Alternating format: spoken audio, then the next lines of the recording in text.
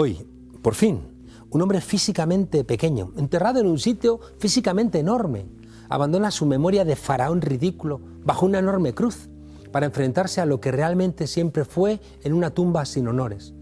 Un general africanista mediocre y brutal que faltó a su juramento como militar, que traicionó a su gobierno y a sus obligaciones, que dio un golpe de Estado amparado en la confianza que tenía en él su gobierno, que rompió la legalidad republicana ayudado por potencias extranjeras, nazis y fascistas, que mataron a decenas de miles de españoles, que practicaron bombardeos sobre población civil como un ensayo de la guerra mundial que pronto empezaría. Un militar pequeño y acomplejado que utilizó a soldados africanos para violar y asesinar a mujeres españolas, alentando desde la radio esos comportamientos, que mató y torturó a cientos de miles de españoles por defender la Constitución de 1931, aquella que decía que España era una república de trabajadores de toda condición. Españoles a los que además les robó sus bienes e incluso sus hijos. Un dictador que buscó una guerra larga que le permitiera hacer un genocidio donde cualquier persona demócrata fuera extirpada del suelo español contra una tapia o en el límite de un barranco, y que entregó la educación de España a una iglesia medieval, oscurantista, llena de odio a los humildes, una iglesia autoritaria, reprimida y represora, poblada de pederastas que obraron durante más de 40 años con impunidad y que relegaron a las mujeres a las cocinas y a las alcobas. Hoy, Franco, un genocida que mandó fusilar a 200.000 españoles y que, como lo intentó con Lorca y Machado, con Azaña y Campoamor, con Negrín y Margarita Nelken, quiso condenarlos además a la desmemoria y al silencio. Hoy sale de sus honores y es expulsado de una tierra que lo repudia porque la ensucia. Una tierra labrada por presos republicanos que se revolvían en sus tumbas por estar cerca de la mayor vergüenza de España. Hoy, Franco, la continuación patética de la historia negra de España, ese retraído inseguro que necesitaba matar para sentirse hombre. El débil intelectual que necesitaba imaginar a un dios asesino guiando sus bayonetas y sus pelotones de fusilamiento. El militar que solamente ganó batallas contra otros españoles. El oficial ascendido por la República que regresó a nuestro país una monarquía que había sido expulsada por el pueblo por corrupta y por ajena a la democracia. Franco, el enemigo de la inteligencia que expulsó de España a la inteligencia que no pudo encarcelar o fusilar, sale hoy de cualquier gloria y va a reposar en una oscuridad sin honor ni agradecimiento, donde queda claro que España le desprecia por su odio, por su maldad, por su intransigencia y por tanto daño inútil derramado sobre el suelo español. Sabemos que después de sacar al dictador Franco de Cuelgamuros, hay que sacar al franquismo de las instituciones. Millones de abuelos y abuelas que solamente esperaban el reconocimiento de sus familiares asesinados murieron durante gobiernos de la democracia, sin poder sacar a sus héroes de las fosas comunes, de las zanjas y cunetas donde el franquismo los arrojó y donde la democracia los abandonó, mientras la cruz de Cuelgamuros recordaba la ignominia. El PSOE tendrá que apuntar en su debe esa trampa a nuestros mejores hombres y mujeres. Por toda esa gente brindamos hoy. Por toda esa gente que ha llorado tanto, por los mejores de nuestra historia, por aquella gente que siempre se enfrentaron a la noche del franquismo, por los que anticiparon nuestro imperativo ético de la defensa de la dignidad. Gracias, heroínas y héroes de la lucha antifranquista. Francisco Franco, a ti la historia ya te ha condenado.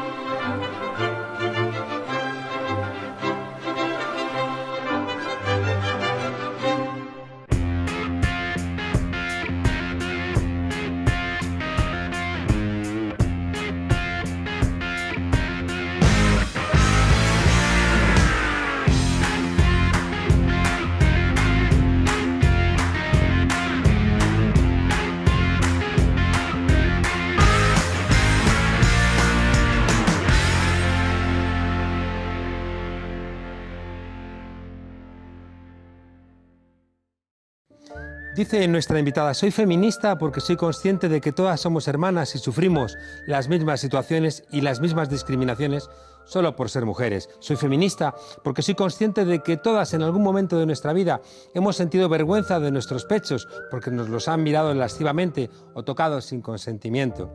Soy feminista porque soy consciente de que todas en algún momento de nuestra vida hemos aguantado las obscenidades de algún hombre por miedo a parecer maleducadas, iracundas o a quedar mal, sintiéndonos mal por partida doble, por haberlo tolerado y por lo que nos han dicho o hecho.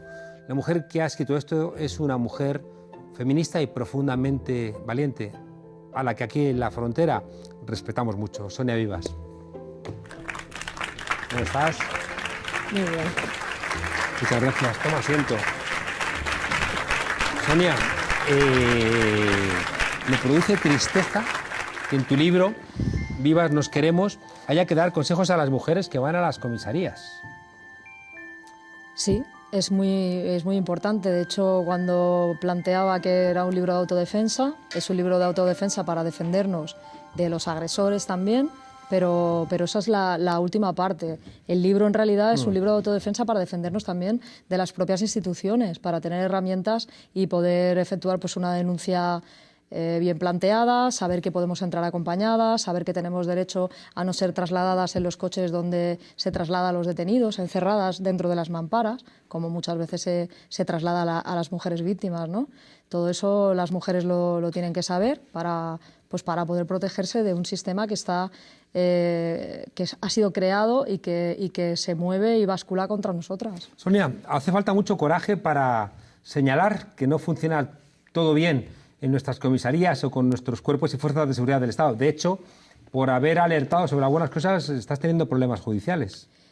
Sí, yo entiendo que es una reacción a una situación incómoda. Cuéntanos qué pasó. Bueno, yo ahora mismo estoy investigada por un presunto delito de coacciones porque un sindicato de policía me ha puesto una denuncia por un tuit que yo hice hace ya algún tiempo. También decir que el abogado que se persona en esta denuncia iba de número 4 en la lista de Vox al Congreso junto a Malena Contestí. Lo digo por ubicar un poco. ¿Qué decías en aquel tuit?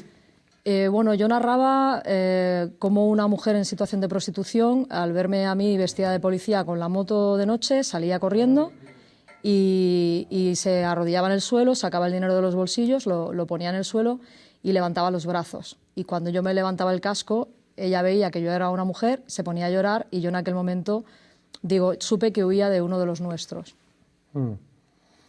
Y bueno, el abogado que hace la denuncia iba a las listas de Vox.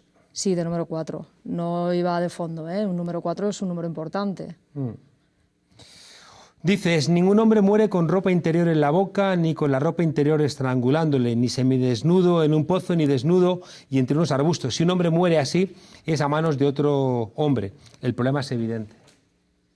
Bueno, pues tenemos un problema que es evidente, que es que somos sociabilizados de maneras distintas y en situaciones distintas los hombres y las mujeres, y esto se está viendo en las situaciones de violencia, por ejemplo, que se están generando constantemente. Estábamos hablando antes que vamos casi hacia el 90 feminicidios, son 84, 85, no recuerdo bien, y 40... En lo que va de año. Es una locura. O sea, son mujeres que han sido seleccionadas por el hecho de ser mujeres y que han acabado con su vida, pues o violadas o ejerciendo sobre ellas violencias concretas, es decir, seleccionadas por ser mujeres y que se diferencian de la violencia de género, que es la cifra oficial, que es una cifra que es la mitad, en que estas mujeres no eran ni novias ni esposas de sus agresores. Es decir, estamos en España en un momento en el que si el hombre que te mata te ama o te ha amado, tú tienes una categoría de víctima distinta. Es decir, el agresor está decidiendo qué categoría de víctima tienes tú en función de si el agresor te quiere o no te quiere. Estamos dejando fuera a 40 y pico víctimas anuales, o casi 50 en este caso, en este año, que no tienen un juzgado específico, que no son consideradas víctimas de violencia machista, que no se les permite un abogado o un psicólogo en situación de crisis. Es decir, esto es muy grave.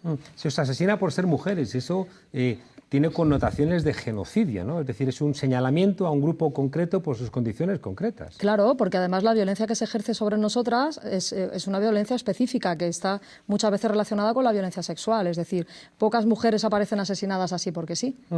O quiero decir, son asesinadas porque previamente han sido violadas o han sido agredidas para obtener, en la mayoría de los casos, placer sexual y después acaba con la vida de ellas, ¿no? Hay algo que a mí me estremece y es cómo entre los hombres firmamos contratos entre nosotros que al final parte de ese acuerdo se hace o se culmina con el cuerpo de las mujeres. Ya digo, contratando prostitutas, ofreciendo servicios sexuales, permitiendo, ¿no?, algún tipo de acercamiento que no tiene nada que ver con los hombres en sí, ¿no?, sino que hace falta, ya digo, la mujer como esa recompensa de ese acuerdo entre hombres. Bueno, la prostitución es donde se ve claramente la posición del hombre y la mujer, la diferencia que hay de posicionamiento en la sociedad. Es decir, el mayor privilegio del hombre es poder comprarse mujeres. Eso es la prostitución. Y no es la profesión más antigua del mundo, sino la forma de opresión sobre la mujer más antigua del mundo, que viene desde muy atrás, ¿no? De hecho, el cuerpo de las mujeres es utilizado también en las guerras. Estamos más expuestas a la violencia sexual en situaciones de guerra. Muchas veces, cuando entran en aldeas, todos lo sabemos, ¿no?, pues que también violan a las mujeres porque es una manera de ganar una batalla contra el enemigo, que es introducir a través del cuerpo de las mujeres, mediante embarazos no deseados, al propio enemigo dentro de la comunidad, ¿no? Cómo utilizan el cuerpo de la mujer de manera constante. Que los hombres lo interpretan de esa mujer violada. Claro.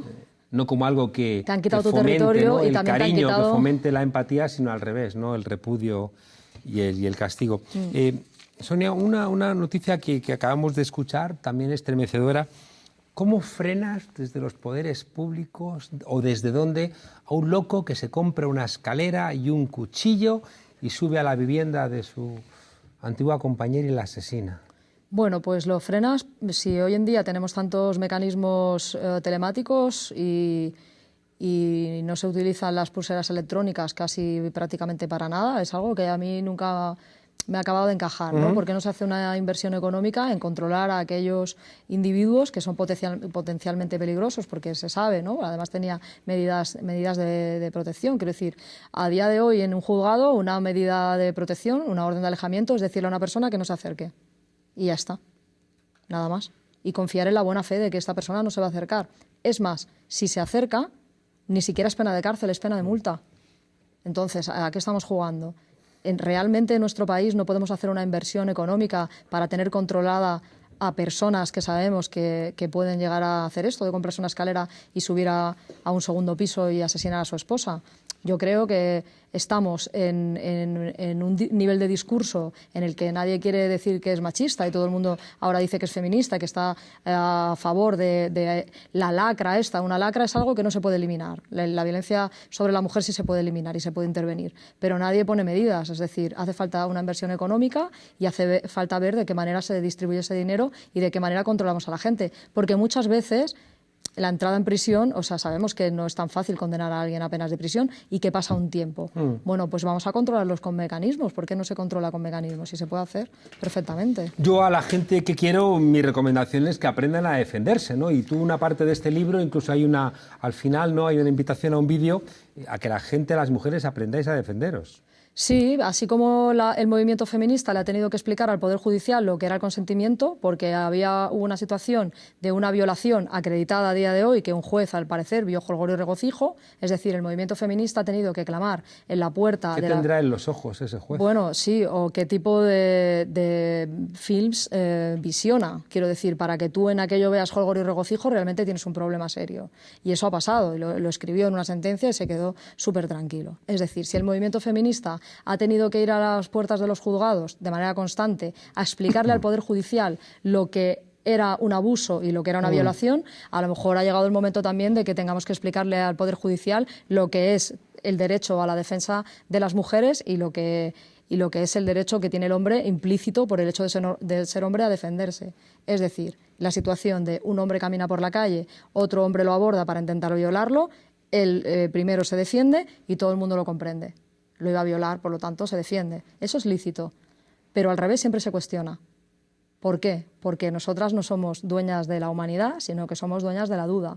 Entonces, a lo mejor, tenemos que empezar a defendernos para que no piensen que es jolgorio y regocijo, y tenemos que empezar a defendernos y explicarle a la autoridad judicial que eso es defensa propia y el Código Penal. Eso encaja mucho, ¿no?, en esa en ese coro, ¿no?, que entra en la obra de la Jauría, de las mujeres en la plaza de las Salesas mientras que están juzgando a los de la manada, ese yo sí te creo, ¿no?, porque con las mujeres siempre hay como una duda razonable y entonces dices, no, es que al revés, la duda razonable hay que convertirla en un acercamiento, una certeza, que es verdad que tiene que estar en consonancia, ¿no?, con la presunción de inocencia, pero también tienes que hacer algo, ¿no?, para romper ese peso histórico de que lo que dicen las mujeres siempre está en duda.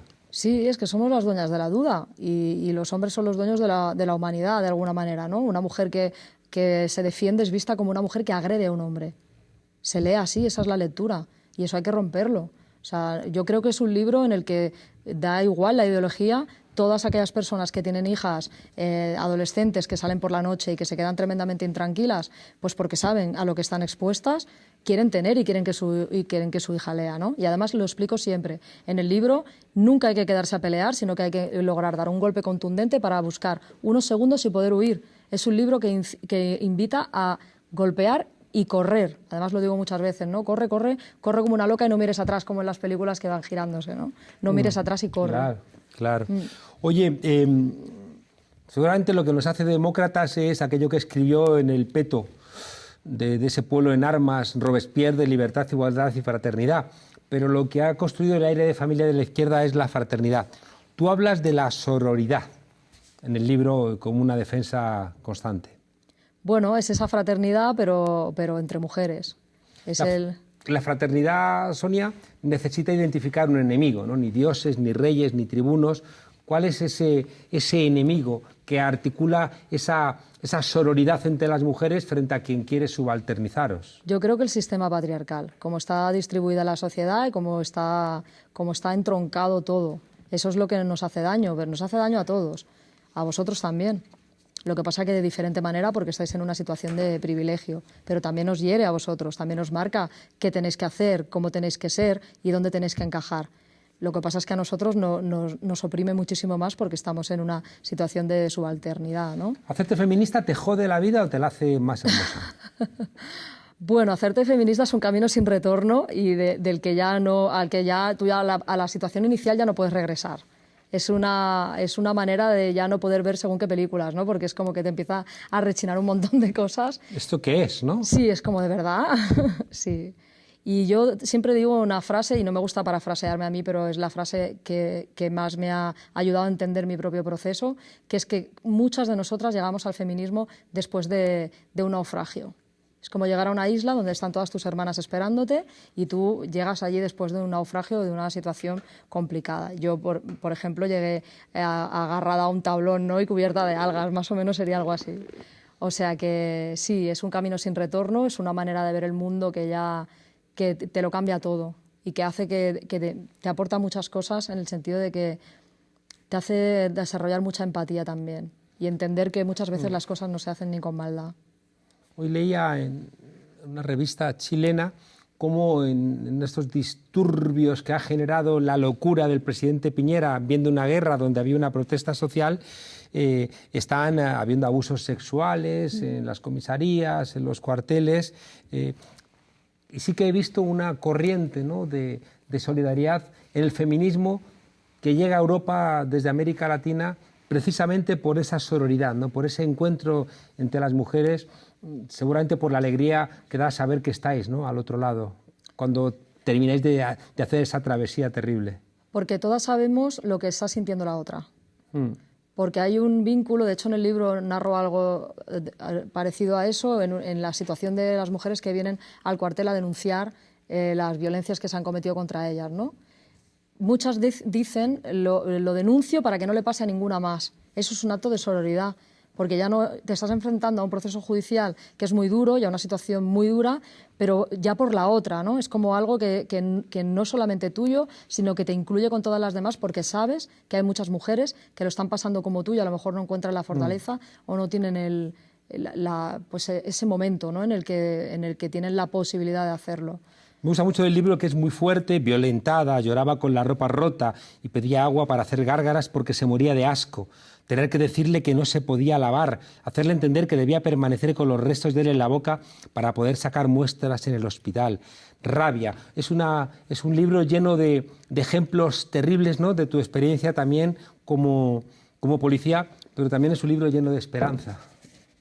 Sí, es un libro lleno de esperanza. Eso que narrabas es lo que le tienes que decir como policía a una mujer que acaba de ser violada, que no se lave, porque su cuerpo es un campo de pruebas imprescindibles luego para un juicio en el que probablemente sin esas pruebas no la van a creer. Y es muy duro tener que decirle como mujer a una mujer violada que no se puede lavar y que te tiene que acompañar a... Eso también te hiere, ¿no? A mí como mujer también me hería. Pero es un libro también, un canto a... Pues eso, ¿no? A que permanezcamos al optimismo. Juntas. El libro es bonito, sí. Sonia, está hecho con mucho cariño, ¿no? Con el prólogo de Leticia Dolera. Está bonito, hay un cariño pese a toda la dureza que rezuma esperanza. Claro, porque nosotras cuando salimos a manifestarnos salimos a cantar y con todo lo que nos hacen y todo lo que nos está sucediendo y todas las cifras terribles y todo lo demás, salimos con mucha ilusión a la calle, a llenar las calles, juntas, hermanadas. Esa es la revolución de las mujeres, ¿no?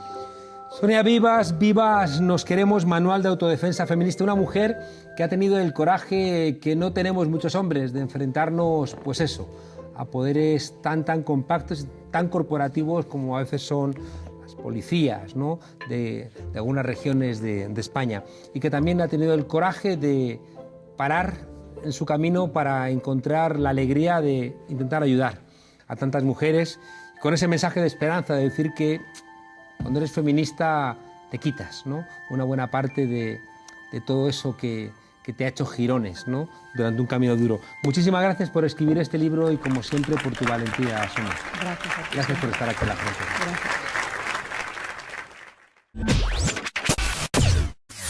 Televisiones, radios, prensa, periódicos digitales, todos los medios del país se han volcado, como no podía ser de otra forma, con la exhumación de Franco.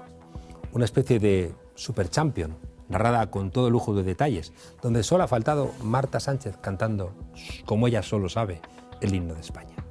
Lo que nadie ha dicho, ¿por qué no lo sabían? Es que Franco era el primero que quería ser exhumado, y no por estar junto a Carmen Polo.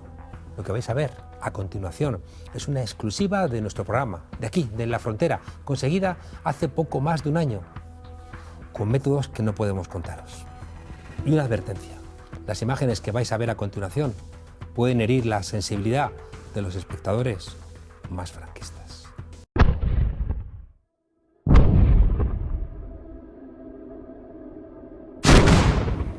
Francisco Franco, Francisquito, Paco, ¿estás ahí? Si estás, manifiéstate, hombre. Aquí sigo, inasequible a la banda ancha, deseando salir ya de este infesto agujero sin cobertura. ¿Qué me estás diciendo? ¿Que al final tú también estás a favor de que te exhumen? Es mi voluntad y la de mi camarada José Antonio que nos trasladen a una tumba con wifi, un lugar donde podamos seguir la segunda temporada de La Frontera. ¡Ay! Dios os cría y vosotros os juntáis en el infierno. ¿Sabes qué te digo? Que te quedes ahí. ¡Hasta nunca!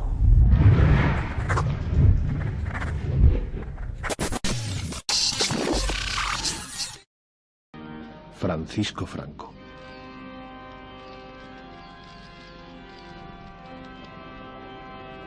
El día 24 de octubre de 2019 pasará a la historia como el penúltimo capítulo de una vergüenza para nuestro país. Un insulto a la democracia que duraba ya demasiados años, 43 años y 11 meses después. Cuelgamuros, mal conocido como el Valle de los Caídos, ha dejado de ser el monumento funerario a un cruel dictador, un genocida que provocó la muerte de cientos de miles de españoles, faltando a su juramento como militar. Un Estado totalitario armonizará en España. La historia de España pasaba del blanco y negro a coger un poquito más de color a las 12 horas y 54 minutos. A esa hora se abrían las puertas de la Basílica y pudimos ver el ataúd de Franco a hombros de su honrosa familia.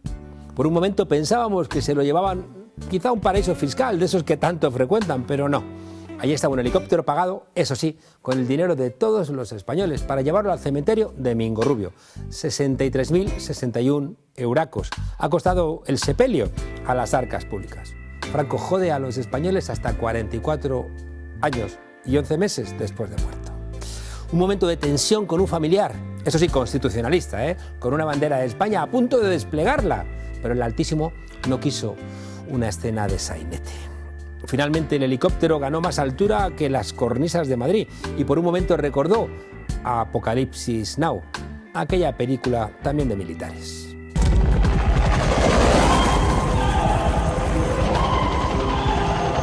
En esta España de cine negro, la llegada a Mingorrubio ha sido digna de una película de Berlanga.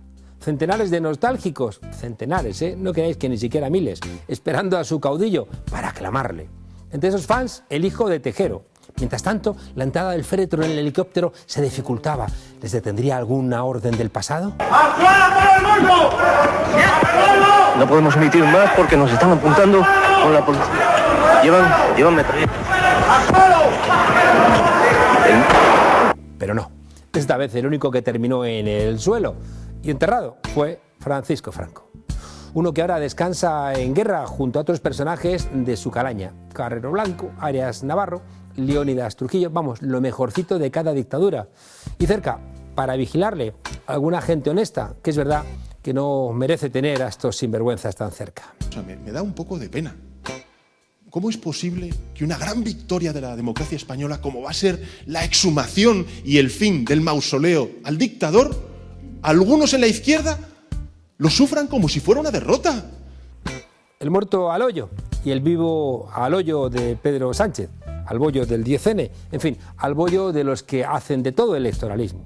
Utilizando este acto de justicia histórica en su propio beneficio electoral, Sánchez vuelve a enturbiar casi todo lo que toca.